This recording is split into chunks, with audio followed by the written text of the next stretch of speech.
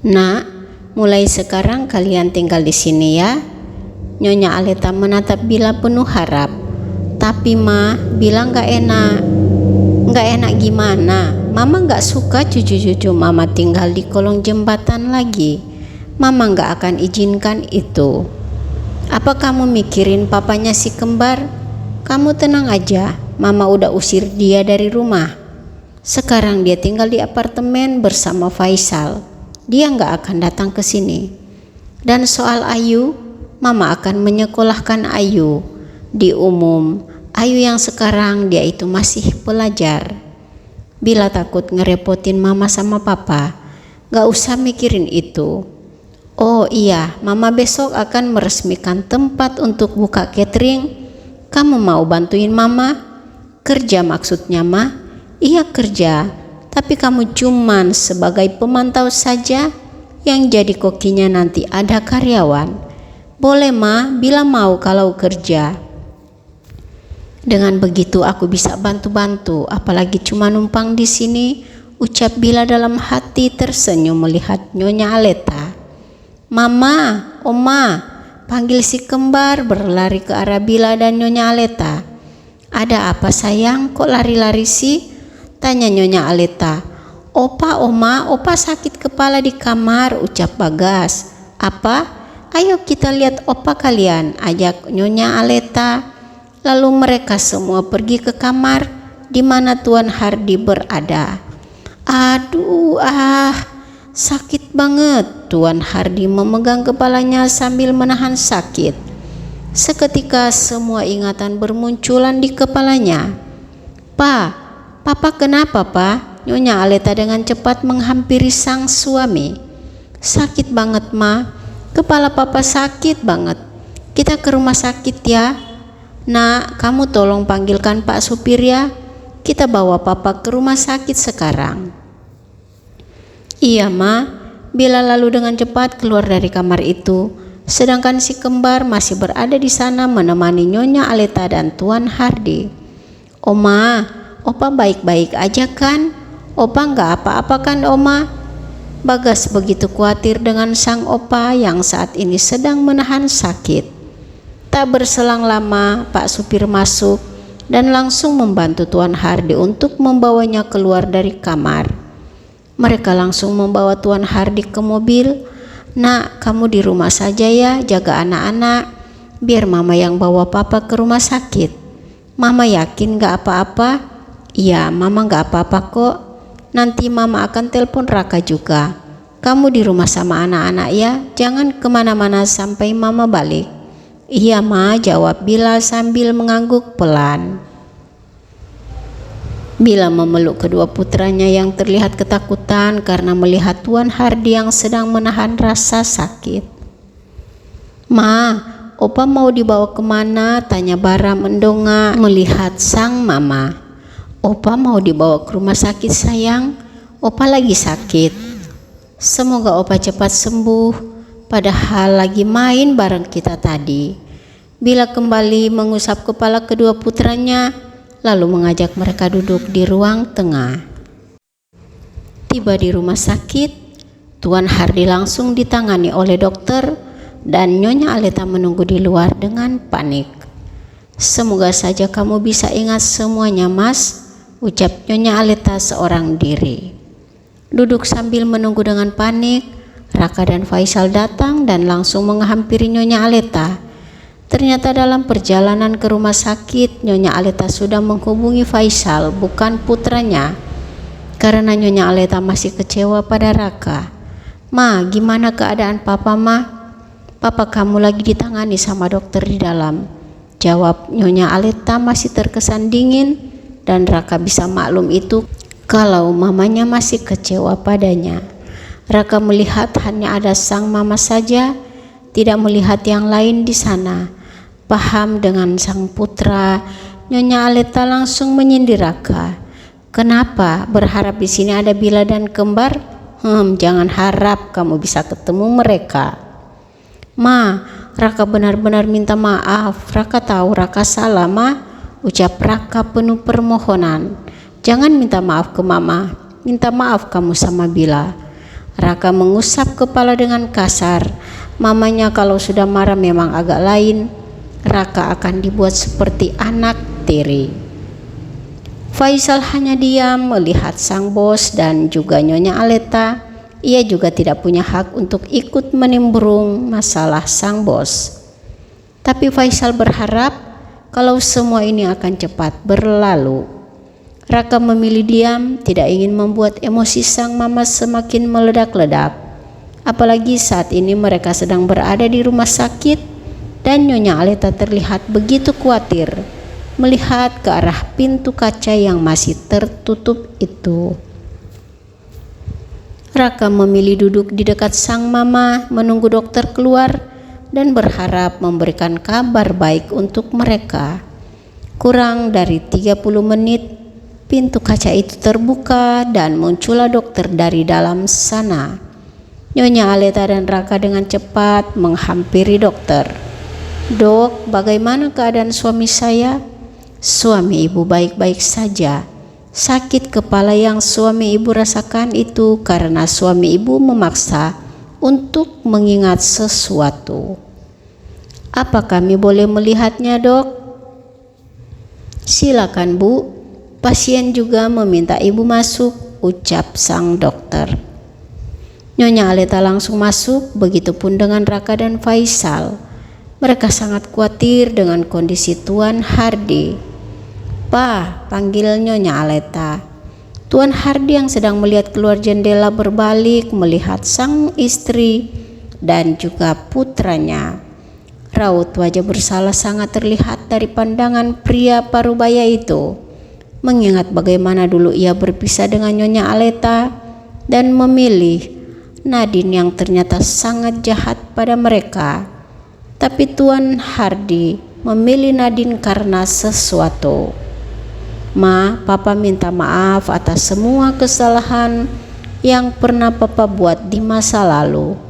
Papa benar-benar menyesal, Ma," ucap Tuan Hardi menggenggam tangan sang istri dengan erat.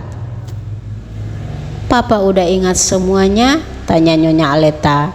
"Iya, Ma, Papa sudah ingat semuanya. Maafkan Papa, Ma. Papa sudah ingat sama Nadine. Jangan sebut nama itu lagi, Ma. Papa muak dan gak mau dengar dia lagi. Dia cuma manfaatin Papa selama ini," ucap Tuan Hardi. "Raka," panggil Tuan Hardi. "Iya, Pak. Papa minta maaf sama kamu, Nak. Papa terpaksa mengirim kamu dan mama kamu ke Amerika karena Papa gak mau kalian dalam bahaya. Maksud Papa?" Raka bingung mendengar kata-kata sang papa. Begitupun dengan Nyonya Aleta dan Faisal yang ada di dekatnya saat ini. "Ada sebuah rahasia yang Papa pendam selama ini," ucap Tuan Hardi membuat semua yang ada di situ kaget. "Rahasia? Rahasia apa, Pak?" tanya Raka cepat. Tuan Hardi melihat sang istri yang hanya diam saja. Kemudian mulai menceritakan semua rahasia di masa lalu. Ia berusaha ia tutupi selama bertahun-tahun lamanya. Flashback on. Cerita ini kembali ke masa lalu. Papa terkena jebakan Nadine dan omnya. Mereka saling bekerja sama sehingga suaminya Nadine meninggal dan itu mereka tuduhkan Papa yang membunuh suaminya Nadine sehingga semuanya melalui proses hukum. Dan saat sebelum suaminya Nadine meninggal, Papa diminta untuk bertanggung jawab menjaga Nadine dan Randy. Itulah sebabnya Papa mengirim kamu dan mama kamu ke luar negeri. Papa tidak ingin kalian mendapat bahaya. Dan akhirnya Papa mengetahui bahwa Nadine lah penyebab dari semua kejadian itu. Dia yang sudah melakoni semua sehingga terjadi pembunuhan atas suaminya. Flashback off. Kenapa papa nggak cerita semua itu ke mama? Kenapa papa memendamnya sendiri? Tanya Nyonya Aleta menatap sang suami. Papa minta maaf, Ma. Papa nggak mau melibatkan mama dalam masalah itu karena Nadine benar-benar menggunakan almarhum suaminya untuk dijadikan senjata sebagai ancaman buat papa. Padahal papa sudah menawarkan uang dan akan memberikan mereka fasilitas mewah. Tapi Nadine menolak semua itu dan ngotot minta dinikahi sama papa karena kalau sampai papa tidak mau menikah dengannya, mama dan Raka akan dalam bahaya. Papa nggak mau kalian kenapa-kenapa, ucap Tuan Hardy. Karena papa juga sudah terlanjur mengiyakan permintaan terakhir suaminya. Papa nggak nyangka kalau mereka diam-diam jahat pada kita. Papa tahu kalau saat ini mereka sudah mendekam di penjara, ucap Raka. Papa tahu dari Hendra, Nak. Ma, jujur papa nggak pernah tidur bersama Nadine selama menikah. Kami tidur di kamar terpisah. Papa hanya memberikan fasilitas untuknya dan Randy, tidak lebih, Ma. Iya, aku percaya sama Mas. Yang terpenting sekarang Mas sudah bisa mengingat semuanya. Itu sudah membuat aku senang. Mama nggak marahkan sama papa? Papa benar-benar bersalah atas terjatuhnya pria itu. Kalau tidak menolong papa, mungkin dia tidak akan terjatuh. Mama juga manusia biasa. Saat papa minta kita berpisah, mama memang sakit hati karena berpikir papa lebih memilih wanita lain daripada aku sama Raka. Tapi sekarang semua itu sudah berlalu dan tak ada gunanya juga menyimpan dendam. Terima kasih, Mah. Nyonya Aleta tersenyum melihat sang suami. Ma, Bila dan cucu-cucu kita mana? Mereka di rumah, Pa. Mama sengaja tinggalin mereka karena mama gak mau nanti mereka ketemu sama pria yang gak bertanggung jawab di sini, ucap Nyonya Aleta membuat Raka kaget dan menatap Faisal. Permisi, saya harus kembali memeriksa kondisi pasien, ucap dokter yang baru saja masuk. Silahkan, Dok. Dokter kembali memeriksa Tuan Hardy lalu menyehat Nyonya Aleta dan yang lain. Kondisi Tuan sudah membaik, tidak perlu dirawat dan hari ini sudah bisa pulang, jelas dokter. Terima kasih, Dok. Sama-sama. Kalau begitu saya permisi dulu. Masih harus memeriksa pasien yang lain. Iya, Dok, silahkan.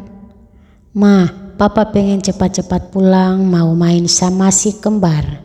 Iya, Pak, kita pulang sekarang ya. Ma, Raka ikut ya. Raka pengen antar Papa ke rumah. Enggak apa-apa. Papa nanti pulang sama Mama. Alasan aja kamu pengen antar Papa. Kamu pengen lihat Bila sama kembar kan? Nyonya Aleta menatap sang putra dengan tajam. Enggak gitu, Ma. Aku cuma pengen mastiin Papa baik-baik saja. Tuh, lihat Papa kamu aja sekarang udah baik-baik aja. Udah deh, jangan alasan mulu kamu. Raka menghela nafas panjang, menatap sang mama penuh permohonan. Tapi sayangnya Nyonya Aleta tidak memberikan kesempatan untuk sang putra. Sal, gagal lagi, ucap Raka setelah melihat mobil yang membawa kedua orang tuanya keluar dari gerbang rumah sakit. Sabar, Bos. Suatu saat nanti pasti Bos bisa bertemu si kembar dan mamanya. Ayo kita pulang saja. Kedua pria itu lalu masuk ke dalam mobil dan pergi juga dari sana. Pa, Mama boleh tanya sesuatu? Boleh, Ma. Kenapa Papa bisa berada di sana waktu itu dan bisa hampir terjatuh? Nyonya Aleta menatap sang suami. Papa sedang bertemu seseorang, tapi orang itu tidak datang. dan papa diserang sampai terbalik dari atas sana dan untung saja bisa memegang beton. Siapa yang berusaha untuk menyerang papa? 2 orang berbadan besar, Ma. Papa sudah menyuruh Hendra untuk menyelidiki mereka, tapi mereka hanya preman yang biasa. Pasti ada sesuatu, Pak. Nggak mungkin mereka mencelakai papa tanpa alasan. Papa juga mikirnya gitu, Ma. Tapi dari penyelidikan Hendra, mereka bukan suruhan orang. Papa juga merasa tidak punya musuh. Setelah itu tidak ada lagi obrolan antara kedua pasangan itu sampai mobil tiba di halaman rumah yang besar.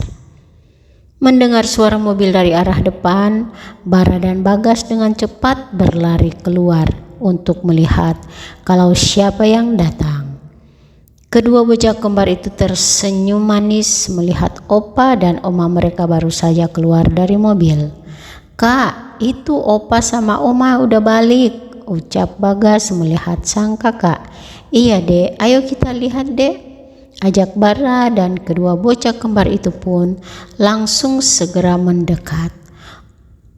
"Opa sama oma udah pulang. Sayang, kalian kok di sini? Kenapa nggak main di dalam, sayang?" "Kita lagi nungguin opa sama oma," jawab Bara. Tuan Hardi tersenyum melihat kedua cucunya dan langsung memeluk keduanya dengan erat. "Cucu opa sudah sembuh kan?" "Iya dong, lihat nih opa sudah bisa jalan sendiri seperti kalian." "Sayang, mana mama kalian? Kalian udah makan belum?" tanya Nyonya Aleta. "Mama lagi bantu bibi di dapur, oma." "Udah makan belum?" "Belum, oma. Kata mama kita harus nunggu oma sama opa pulang dulu," ucap Bagas. "Ya ampun, kenapa nggak makan dulu, sayang?" tanya Nyonya Aleta kaget. "Kita nggak enak mau makan kan? Opa sama oma nggak ada di rumah." Nyonya Aleta menatap sang suami dengan sedih. Nyonya Aleta jelas mengerti apa maksud si kembar saat ini. Pasti bila mengatakan untuk menunggu pemilik rumah pulang dulu, baru mereka bisa makan bersama. "Ayo, sekarang kita bisa masuk ya. Opa kita bantu ya," ucap Bagas. "Boleh, nak." "Nak, kamu lagi ngapain?" tanya Nyonya Aleta melihat Ayu yang sedang mengepel di ruang tamu. "Lagi ngepel, Bu." "Nggak usah, nak, kan udah ada pelayan. Mama sama papa udah pulang.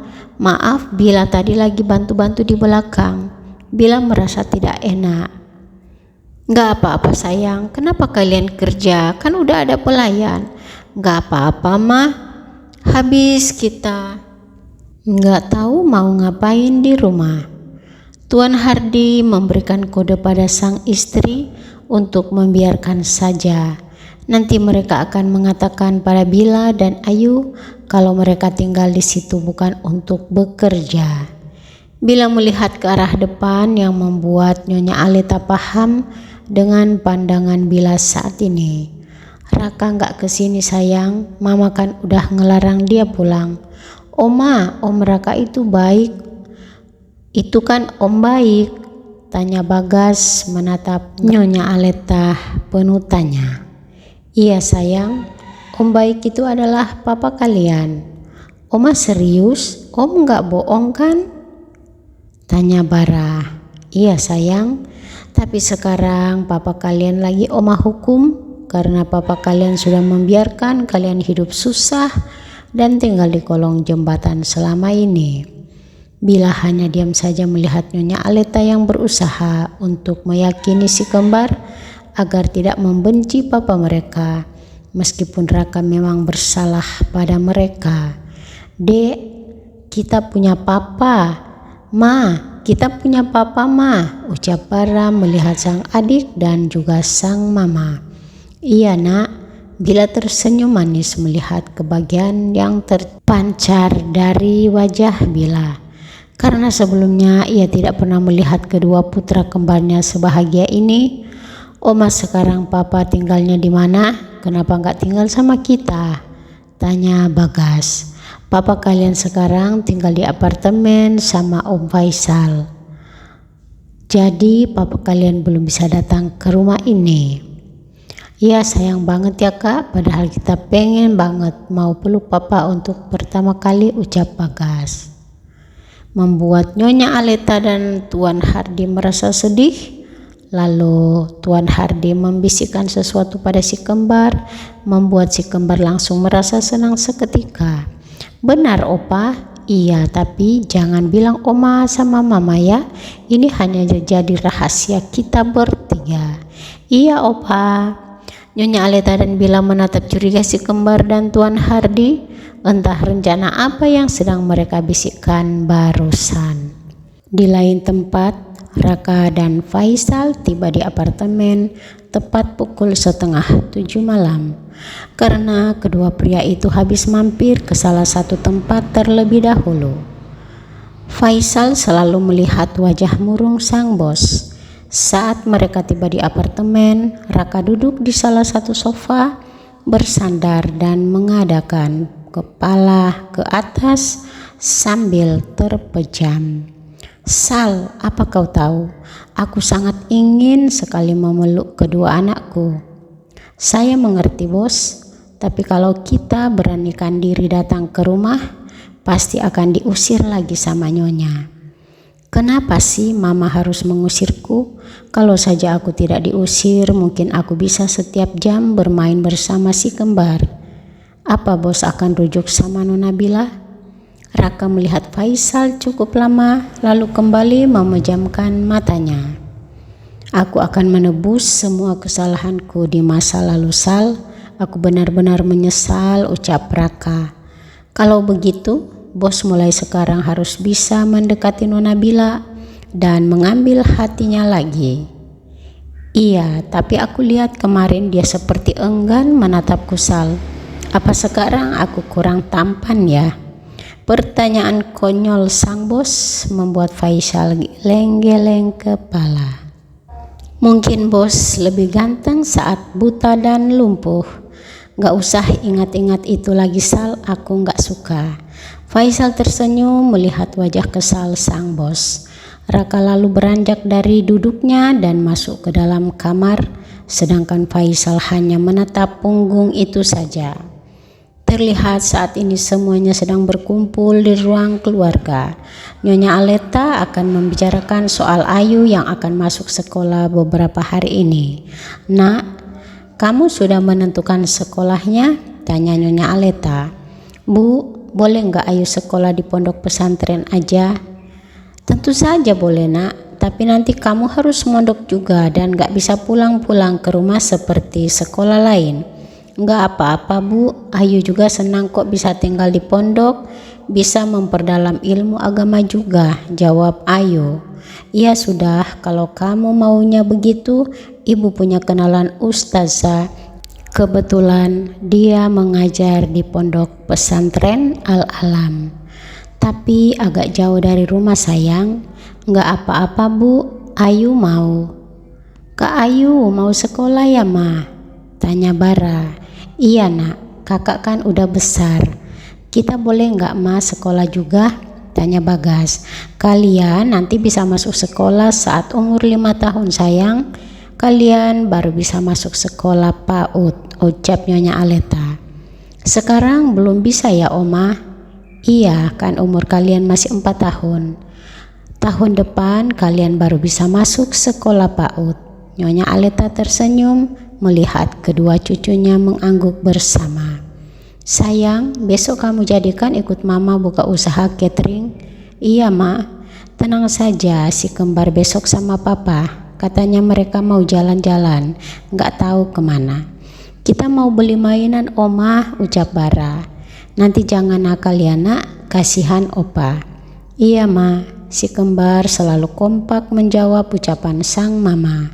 Si kembar membuat Tuan Hardy dan Nyonya Aleta gemes sampai keduanya mengajak si kembar untuk tidur bersama mereka malam ini karena kamar untuk si kembar sedang dibuat sebagus mungkin dengan gaya unik dan baru bisa ditempati besok malam dan nanti akan menjadi kejutan juga untuk kedua bocah kembar itu. Sayang, ingat apa kata mama ya nak, Nggak boleh nakal, nanti opa kewalahan lagi. Bila terus menasihati kedua putra kembarnya agar tidak nakal nanti saat pergi bersama Tuan Hardy. Si kembar terlihat begitu lucu mengenakan baju yang sama, sepatu yang sama, dan juga topi yang sama, membuat Tuan Hardy dan Nyonya Aleta tersenyum senang melihat cucu-cucu mereka. Aduh, cucu-cucu Oma udah ganteng banget deh pagi ini. Makasih Oma, bajunya bagus, kita suka, ucap Bara. Sama-sama sayang. Udah siap? Tanya Tuan Hardy melihat kedua cucunya. Siap Opa. Kalau begitu kita pergi sekarang yuk. Salam dulu sama Mama dan Oma.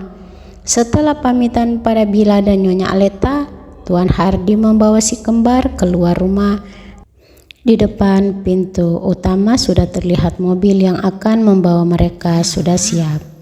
Opa, kita naik mobil ini ya, tanya Bagas. Iya nak, ayo, masuknya pelan-pelan ya, jangan rebutan. Ayo kak, duduk sini, aku pengen di dekat jendela, mau lihat mobil-mobil, celoteh Bagas. Udah siap? Udah opa.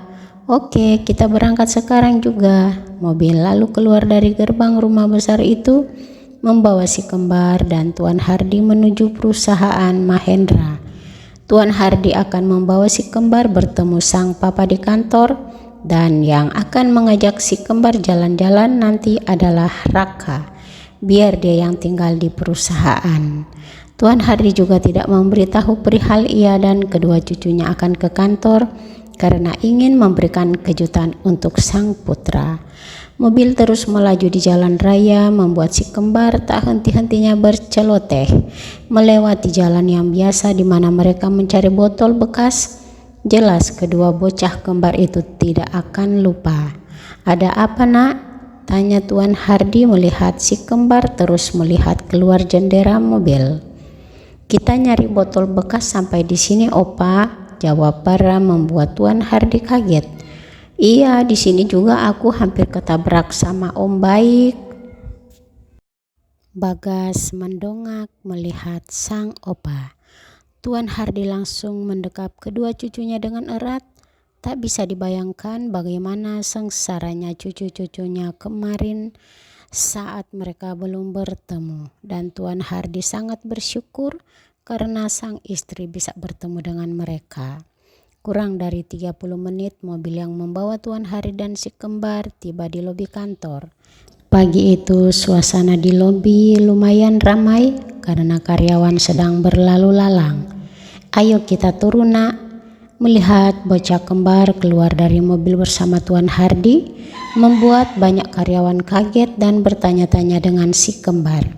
Ini mall ya opah? Tanya Bara. Bukan nak, ini kantor papa. Kita mau ketemu papa opa. Iya nak, kalian kan udah kangen sama papa. Si kembar saling pandang dan tersenyum. Kedua bocah kembar itu sudah tidak sabar ingin segera bertemu sang papa. Tuan Hardy lalu mengajak mereka masuk ke dalam kantor. Lihat Tuan Hardy datang bersama anak kembar. Itu anaknya siapa ya? Ucap salah satu karyawan. Iya, kita baru lihat juga, tapi mereka lucu-lucu loh. Jadi kepo deh, siapa ya mereka? Tuan, sapa Faisal. Sal, Raka sudah ada di kantor? Iya Tuan, saya dan bos baru saja tiba dari 20 menit yang lalu. Om, panggil si kembar. Faisal melihat si kembar sambil tersenyum. Sekarang ini penampilan si kembar sudah sangat jauh berbeda dari sebelumnya. Tidak seperti awal mereka bertemu. Ayo nak, kita ketemu papa, ajak Tuan Hardy. Lalu mereka masuk ke dalam lift. Wah, ini sama seperti di rumah opa ya. Bagas melihat dalam lift karena ia juga pernah melihat lift yang di rumah. Ini namanya lift nak. Lift ini akan membawa kita ke lantai paling atas di mana ruangan kerja papa kalian berada. Ajaib banget ya kak. Bara hanya tersenyum menanggapi ucapan sang adik. Bagaimanakah keseruan antara si kembar dan Raka sang papa saat mereka bertemu? Kita saksikan di episode selanjutnya. Bye-bye.